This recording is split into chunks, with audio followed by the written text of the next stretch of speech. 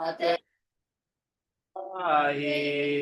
करम सतगुरु गुण लिखा जा राम राम राम। आप सभी के अंदर विराजमान परमात्मा के पावन चरणों में प्रणाम। राम राम राम राम। अनंत श्री सतगुरु सुखराम जी महाराज की अनबे वाणी धीरकता का अनुभव चल रहा है। महाराज फरमा रहे हैं, दृक ने नैन दृक सुख राम कहे रूपन निरखे आय। दृक हाथ गुरु टेल बिन दृक कान वे होय। हर चर्चा सुख राम कहे चित कर सुनिय न कोय। दृक मन बुद्धवा कल है महिमा करे न आय। दृक मन सो सुख राम कहे घर सु मिले न जाय। दृक जीव या मुख रसना झांकी नाम रटे नहीं कोय। दृक मत सो सुख राम कहे गुरु धर्म पत नहीं होय। दृक दृक खाली जात है नाव बिना दम कोय। दृक दिन सो सुख राम कहे ता दिन भजन न होय। दृक दृक वापोर पल नाव बिसारे कोय। दृक दहाड़ो सुख राम कहे हरिजन मिलयन कोय। दृक दिखवा को धन है गुरु ने पूजा लाय। दृक मस्तक सुख राम कहे चरण निवायो नहीं आय। दृक जाको धन माल है दृक भगतावर होय। सतगुरु के सुख राम कहे महिमा करिय न कोय। दृक तन मन माल सो दृक सुख संपत होय। सतगुरु को सुख राम कहे अर्पण करिय न कोय। महाराज हमारे की वो आंखें वो नयन वो धिक्कार है जिन नयनों से जाकर सदगुरु का दर्शन नहीं किया। सदगुरु के दर्शन करने से लाभ ये मिलता है कि उनके औरे में जाने से उनके आभा मंडल में जाने से उनके वातावरण में जाने से वहां के वातावरण का जो लाभ होता है वो लाभ हमें प्राप्त। वहां का औरा वातावरण आभा मंडल शुद्ध होता है पवित्र होता है हमारे मन को शांत करने वाला होता है हमारी बुद्धि को स्थिर करने वाला होता है हमारे चित्त को स्थिर करने वाला होता है। तो महाराज फरमा रहे हैं कि यदि अवसर मिले चांस मिले समय मिले टाइम हो तो अवश्य रूप से सतगुरु के दर्शन के लिए इन आंखों को लेकर जाना चाहिए।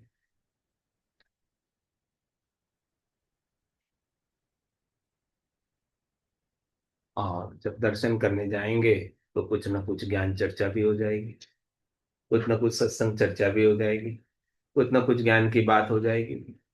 और इतनी सारी बातों में भी एक बात भी आपके पल्ले पड़ गई तो कल्याण हो जाएगा। सतगुरु को एको शब्द मन को लेवे मान तो सहज होते संतदास मुश्किल सो आसान।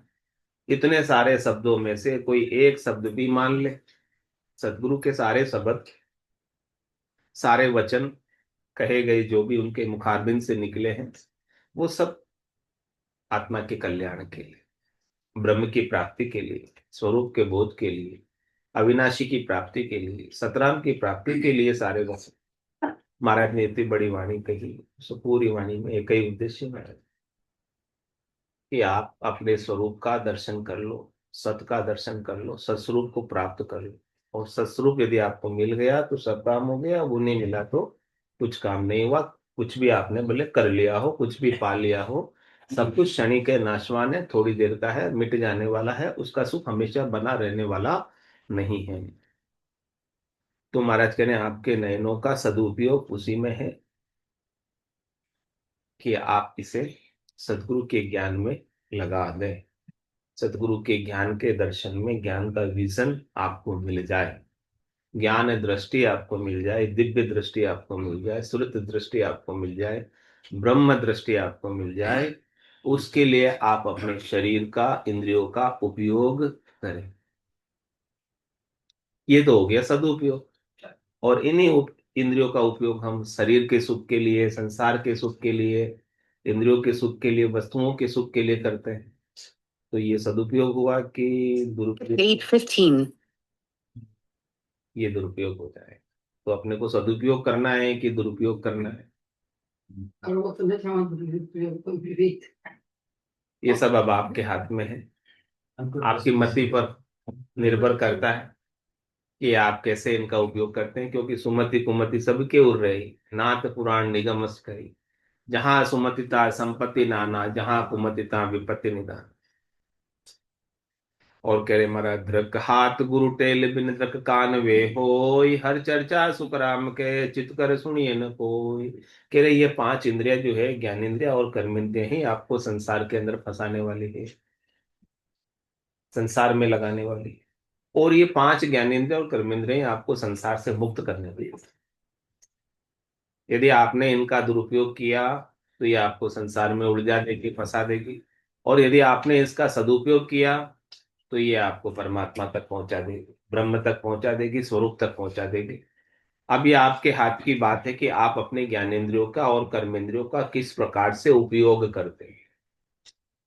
तो महाराज सदुपयोग की सारी बात बता रहे हैं कि कैसे हमको आदर्श तरीके से हमारी ज्ञानेंद्रिय और कर्मेंद्रियों का उपयोग करना चाहिए।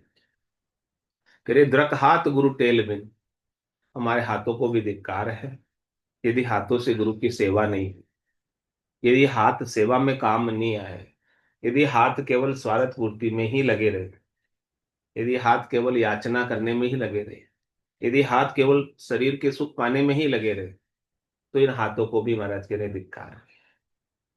द्रक हाथ गुरु टेल बिन द्रक कान वे होय, उन कानों को भी धिक्कार है। उस श्रवण क्षमता को भी धिक्कार है। आप में सुनने की क्षमता है, वो कानों के अंदर है। कान नहीं हो तो आप कुछ जो कह रहे हैं सुन नहीं पाएंगे, या कान की सुनने की क्षमता कम हो जाए तो भी नहीं सुन पाएंगे। और यदि कान बहरे हो जाए तो फिर तो कुछ भी सुन नहीं पाओगे।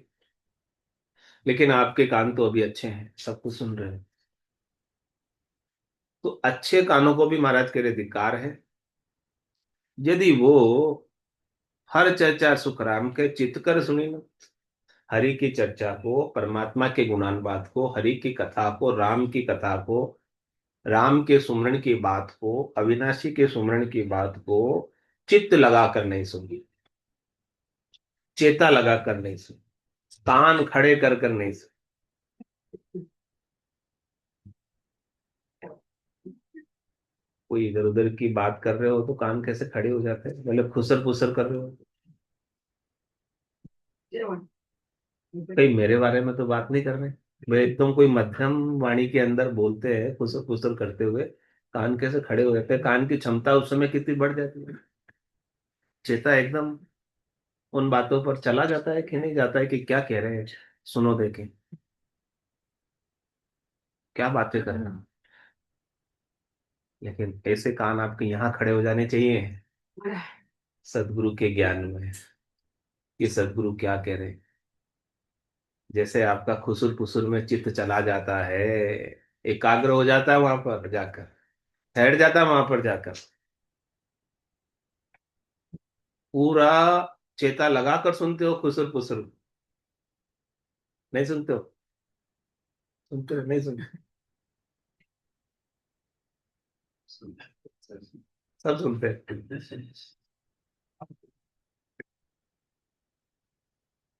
तुम्हारा फिर जैसा चेता वहां लगता है ना खुसुर फुसुर में, वैसा चेता यहाँ लगेगा। जैसा चित्त वहां जाकर एकाग्र हो जाता है पूरा, ऐसा यह सदगुरु के ज्ञान में आपका एकाग्र हो जाए चेता, लग जाए चेता, कान खड़े हो जाए। खड़े होने का मतलब ध्यान लगाकर सुने, जो बात कह रहे हैं सब कान में घुसती जाए, और दोनों कानों से घुसे, ऐसा नहीं एक से मत घुसे। एक से घुसेगी तो फिर दूसरे से निकल जाएगी, दोनों से अंदर घुसती रहे। इसीलिए कान दो दिए, दोनों से घुसेगी तो हृदय में आएगी, दोनों तरफ से बात घुसे अंदर।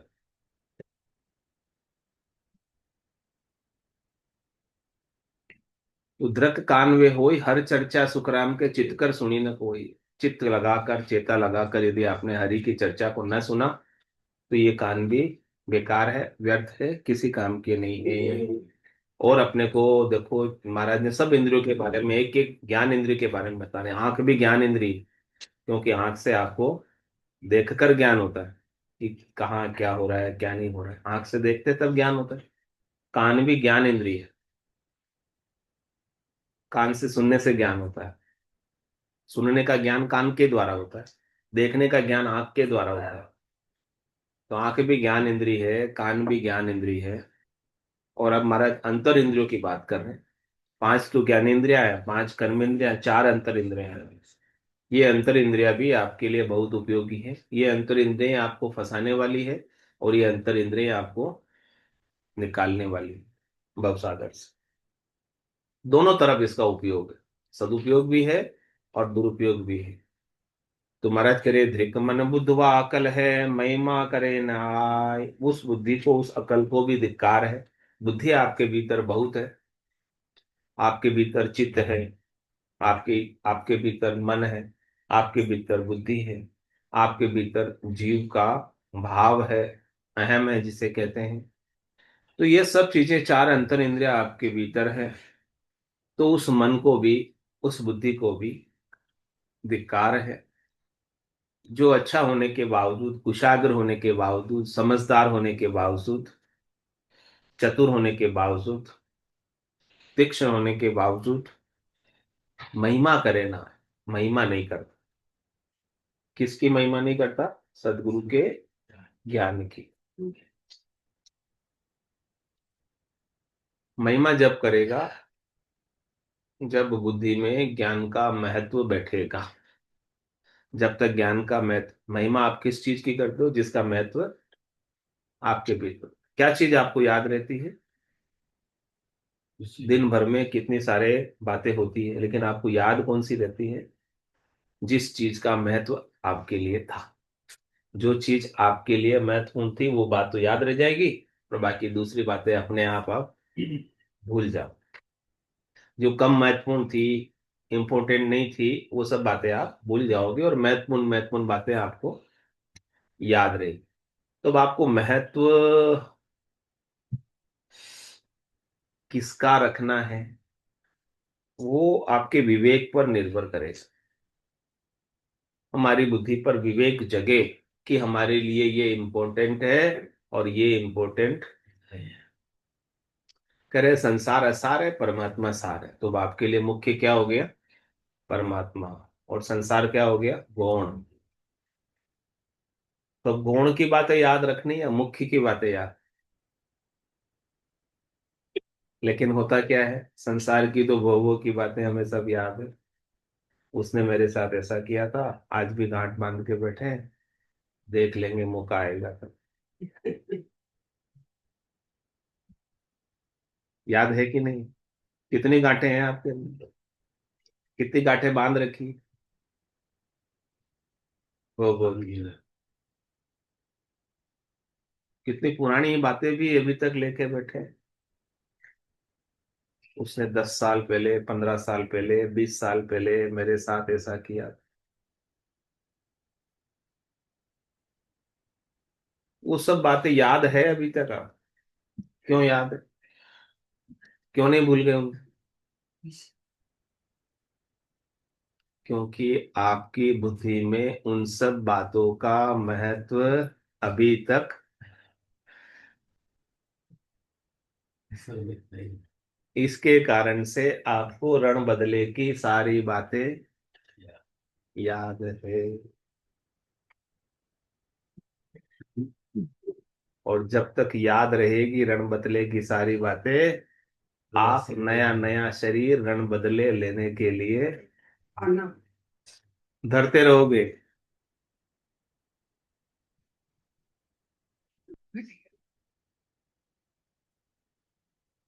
तो अब रण बदले की बातों को याद रखकर नए नए शरीर धरना, रण बदला लेने के लिए, या आज ही इन सब रण बदले की बातों को विसार देना है, भूल जाना है, क्षमा कर देना है, माफ कर देना है, ताकि हम विश्राम में, परम पद में, आनंद पद में जा सके। अब चॉइस आपकी, चुनाव आपका है कि आप चाहो तो इन सब बातों को याद रखो, और याद रखकर फिर से जन्म में आ जाओ, और फिर रण बदला वापस।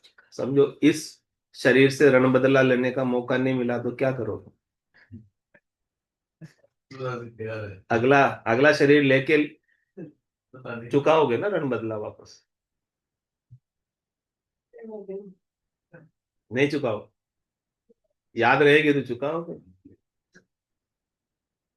गाय भैंस बैल बकरी बनकर भी चुकाओ, कुछ भी बनकर चुकाओ। तो महाराज कह रहे हैं कि इन सब बातों को आप, महत्वपूर्ण नहीं है आपके लिए संसार की बातें, जग को हेत सकल दुखदायक, जा संग सुख मति जानो, सुखदायक सतसंगत युग में सदगुरु शरण पिछाड़। तो आपकी बुद्धि अभी कहाँ लगी हुई है? क्योंकि आपकी बुद्धि में अभी विवेक जगा नहीं। आपको सदगुरु की अकल नहीं आई, ज्ञान की अकल नहीं आई। अकल अभी सामान्य अकल है, प्रकृति की प्रदत्त अकल है। बुद्धि भी अभी आपकी प्रकृति प्रदत्त है। तो प्रकृति प्रदत्त अकल में, प्रकृति प्रदत्त बुद्धि में, प्रकृति के सुखों की सारी बातें उसे याद रहे, सारे सुख दुख उसे याद है, सारे लाभ हानि उसे याद है, सारे जस अवजस उसे याद है, जिनसे कुछ मिलने वाला नहीं, जिनसे कुछ मोटा होने वाला नहीं, जिससे कुछ बन जाने वाला नहीं, जिससे कुछ पा लेने वाला नहीं, वो सब बातें उसे याद। तो महाराज कह रहे ऐसी बुद्धि को धिक्कार है जो इन सब बातों को याद रखती है। ऐसे मन को भी धिक्कार है जिसको ऐसे ही विचार आते रहते हैं पूरे दिन। ऐसी चित्त को भी धिक्कार है जिसका चेता इन्हीं बातों में, और हरि का सुमरन, राम का सुमरन, परमात्मा का सुमरन में चेता लगता ही नहीं। इन बातों में तो लग जाता है चेता, लेकिन हरि के सुमरन में, राम के सुमरन में चेता नहीं लगे, नींद आ जाए।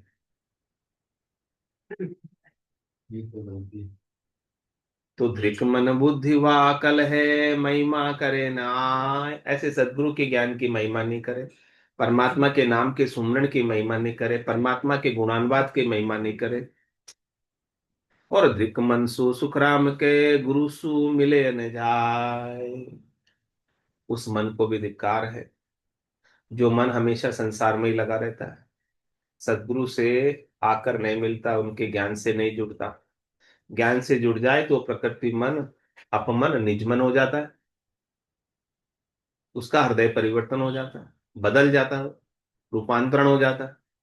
और ज्ञान से नहीं मिलने के कारण प्रकृति मन अपमनी बना रहता है, और उसे, जीव को नीचे नीचे उतारते रहता है, अधोगति को प्राप्त कराता है, विषयों में लगाकर, कर्मों में लगाकर।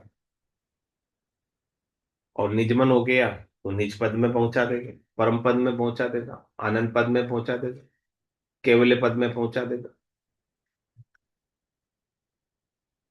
और कह रहे महाराज, धृक जीव या मुख रसना जाके नाम रटे नहीं कोई, धृक मत सो सुख राम के गुरु धर्म पत नहीं होय। उस जीव को और मुख, उस मुख को, उस रसना को भी महाराज कह रहे हैं कि धिक्कार है, जो केवल खाने पीने में लगी रहती है और इधर उधर की बातें करने में रस लेती है। ये रसना का क्या काम है? रस लेने का।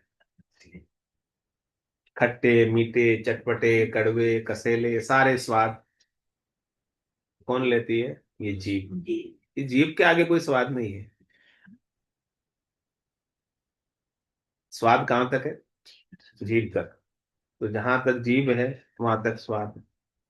तो इसने राम रस का स्वाद नहीं लिया, राम रसायन का स्वाद नहीं लिया, और संसार के खट्टे मीठे चटपटे कड़वे कसेले उन्हीं रसों के अंदर रस लेती रहे। तो उस रसना को, उस मुख को भी महाराज कह रहे हैं धिक्कार है, जो हरि का नाम, राम का नाम, परमात्मा का नाम, सतराम का नाम, अविनाशी का नाम रटता नहीं, याद नहीं करता,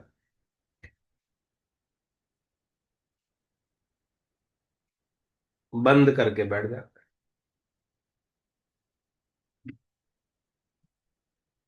और दृक मत सो सुख राम के गुरुदम पत्नी हुई। गुरु का जो धर्म है, गुरु आपको धर्म की बात बताते हैं, आत्म धर्म की बात बताते हैं, परमात्म धर्म की बात बताते हैं, अविनाशी की सतनाम की बात बताते हैं। उसके ऊपर पत नहीं होता। पत मतलब विश्वास। वो विश्वास किस पे करता है? जो उसे आंखों से प्रत्यक्ष रूप से दिखता है उस पर विश्वास करता है। गुरु जो बात कह रहे हैं वो प्रत्यक्ष तो आपको कभी दिखाई देगी ही नहीं, क्योंकि वो बात देखने में आती ही नहीं। राम कागदा ऊपर मंडे नहीं, मुख और जीभ पर आवे नहीं। रूप देख देखने के माही दिष्ट मुष्ट में आवे नहीं। तो पर इस पर फिर आपको क्या करना पड़ेगा? जो आपको चीज देखने में नहीं आती है, जो आपको इंद्रियों के द्वारा प्रत्यक्ष नहीं होती है, उस बात पर आपको क्या करना पड़ेगा? विश्वास।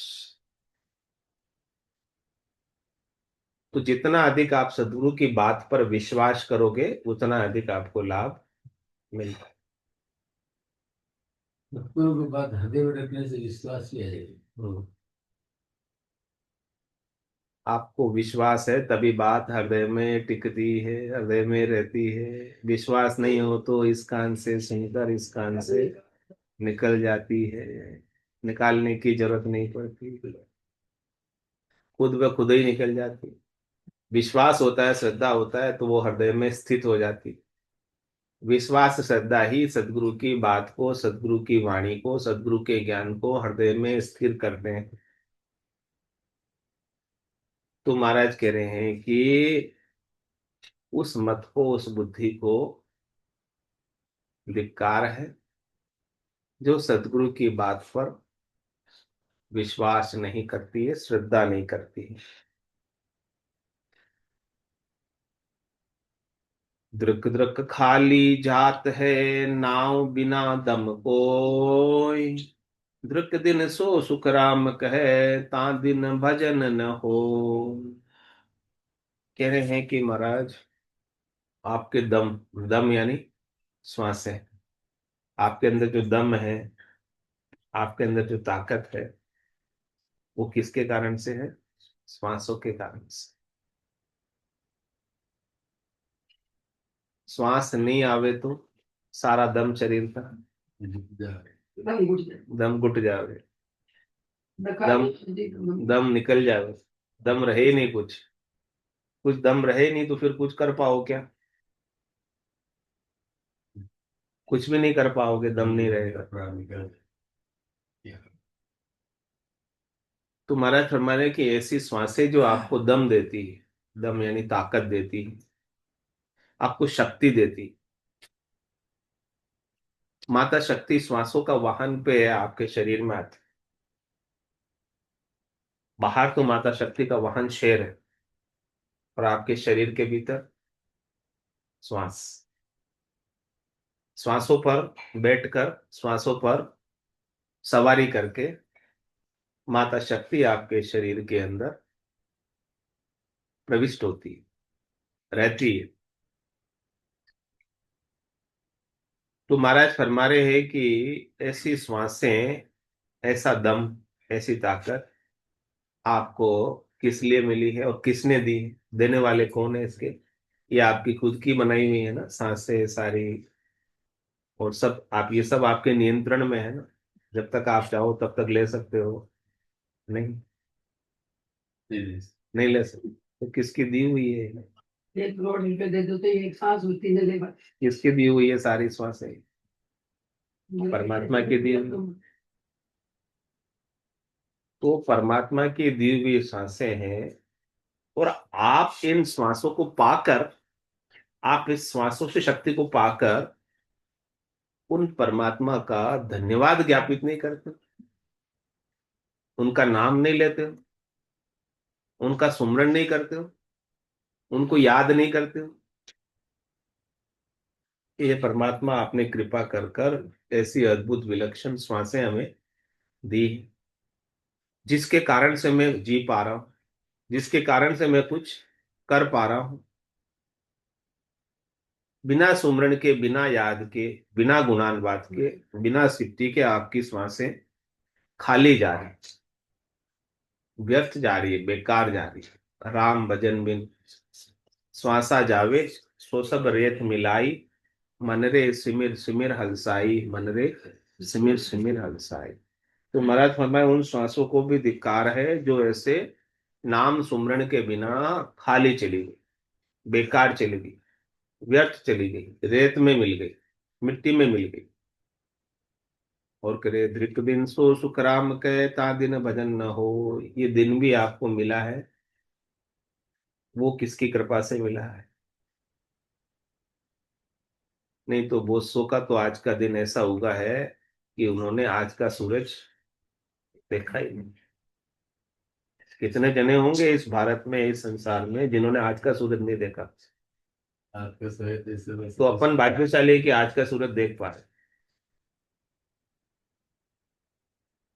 8 अरब 60 8.5 अरब लोगों में से कितने ही जने आज ऐसे हैं जिन्होंने आज का सूरज नहीं देखा,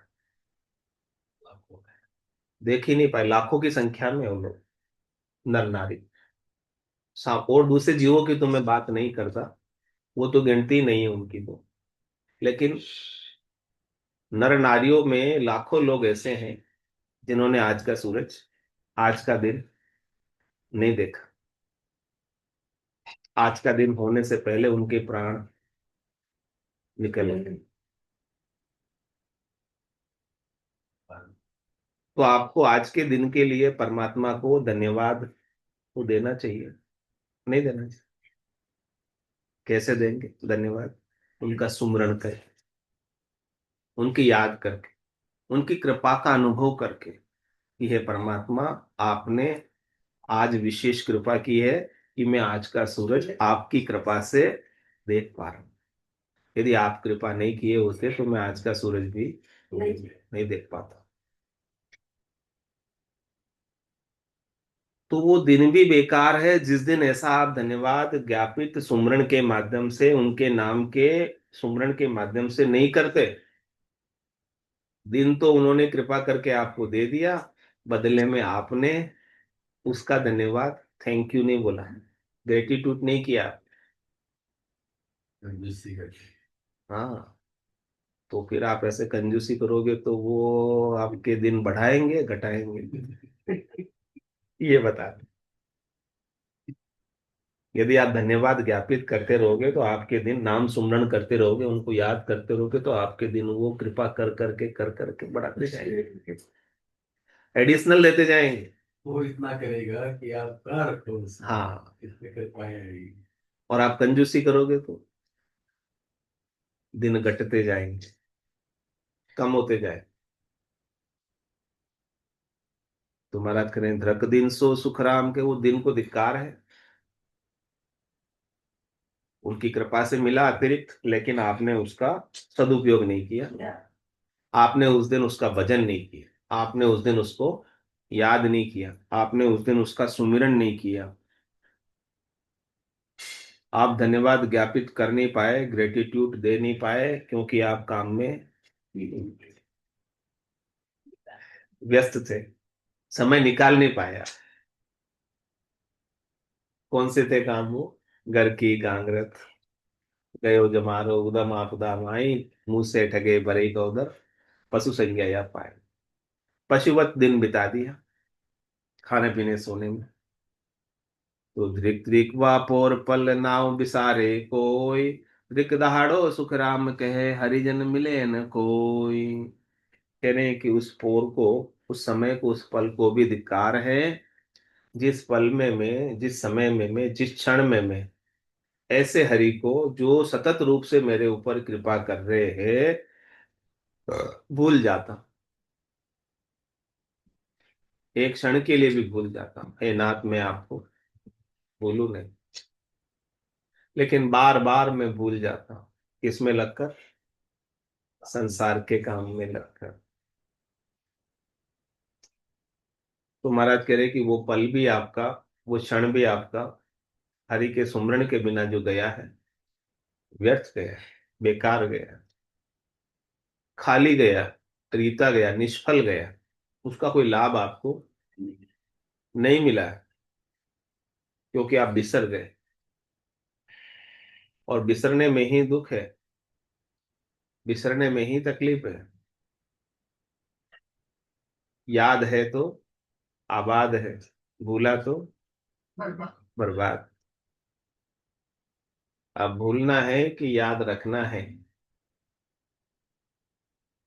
एक पल के लिए भी ना भूलूं। और धृक दहाड़ो सुखराम के हरिजन मिले न। महाराज कह रहे वो दिन भी बेकार है, जिस दिन हमें ऐसा अद्भुत विलक्षण अविनाशी का, सतराम का ज्ञान देने वाले हरि के जन, परमात्मा के जन न मिले। बस हाँ, वो दिन हमारा अच्छा नहीं जाता। जिस दिन सत्संग श्रवण करने को नहीं मिलता, वो दिन अच्छा नहीं जाता।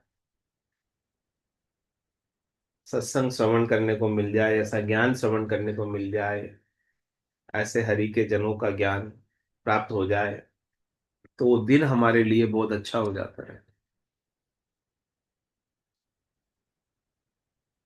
और कह रहे हमारा धृक धृक वाको धन है, गुरु नहीं पूजा लाए। धृक मस्तक सुखराम कह, चरण नवायो नहीं आए। कह रहे महाराज उनका धन भी बेकार है, यदि वो धन से सतगुरु को पूजा नहीं, यानी वो धन यदि सतगुरु के लेखे नहीं लगा, उनके काम नहीं आया। बाकी और सब काम में लगाए धन को, संसार का धन भी और श्वासों का धन भी, दोनों। यदि श्वासों का धन आपने सदगुरु के ज्ञान में लगा दिया, सदगुरु के ज्ञान को शिरोधारी करने में लगा दिया, वो सदगुरु की पूजा हो गई, सदगुरु की सेवा हो गई। सदगुरु उसी से खुश होते हैं, प्रसन्न होते हैं कि कोई उनके ज्ञान के फॉलोवर बने, और जो पद उन्होंने पाया है, जो आनंद उन्होंने पाया है इस ज्ञान को पाकर, वो आनंद कोई पाए, शिष्य कोई पाए, उससे सदगुरु प्रसन्न होते, रीझते हैं। तो महाराज फरमा रहे हैं कि ऐसे धन को धिक्कार है जो सदगुरु के लेखे नहीं लगा। ऐसे श्वासों को भी धिक्कार है, श्वासा रूपी धन को भी धिक्कार है, जो सदगुरु के ज्ञान को धारण करने में नहीं लगी। और दृक मस्तक सुखराम के चरण निभायो नहीं जाए, ऐसे माथे को भी धिक्कार है, जो माथा सदगुरु के चरणों में न पड़ा, सदगुरु के ज्ञान के चरणों में शीश न नवाया, अपने ही अहंकार में, अपने ही गुमान में, अपने ही गर्व में रहा।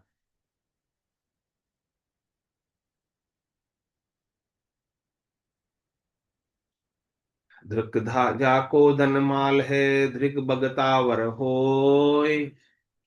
सतगुरु की सुखराम कहे, महिमा करिए न कोई।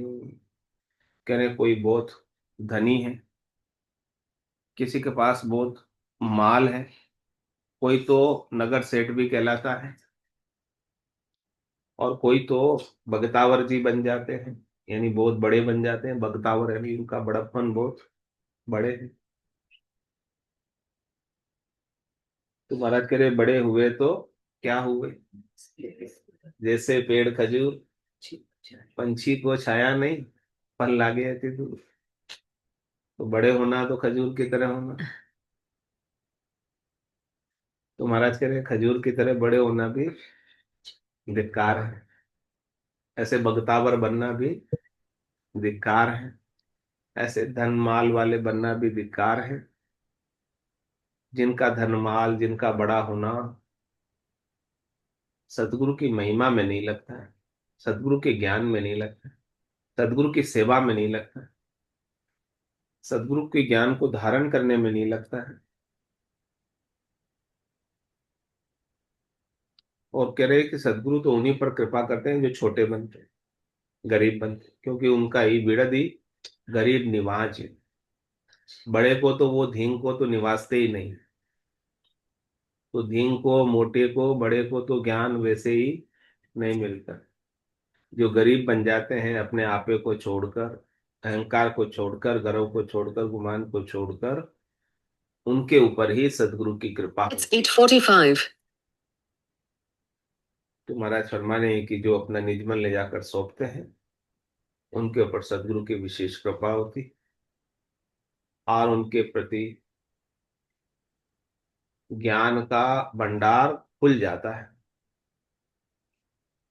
उनके ऊपर ज्ञान का भंडार खुल जाता है और ज्ञान का भंडार खुलने से वो माला माल हो जाता है, निहाल हो जाता है, परम पद पा लेते हैं, आनंद पद पा लेते हैं, केवल्य पद पा लेते हैं, दुर्लभ पद पा लेते हैं और दुर्लभ पद को पाकर निर्भय हो जाते हैं, निश्चिंत हो जाते हैं, निशोक हो जाते हैं, निशंक हो जाते हैं, निडर हो जाते हैं। अपने अविनाशी स्वरूप का बोध अपने ही भीतर सदगुरु के ज्ञान की कृपा से सत स्वरूप का बोध। बोलो राम सदगुरु देव जी महाराज की दिव्य हो, दिव्य हो, परम दयाल सदगुरु राम जी महाराज ने दिव्य हो अनंत श्री सदगुरु सुखराम जी महाराज के ज्ञान सत्स्वरूप भगवान ने दिव्य हो केवली भगवंता ने दिव्य हो जीवा तारण जहाज दिव्य हो मोक्ष के मार्ग में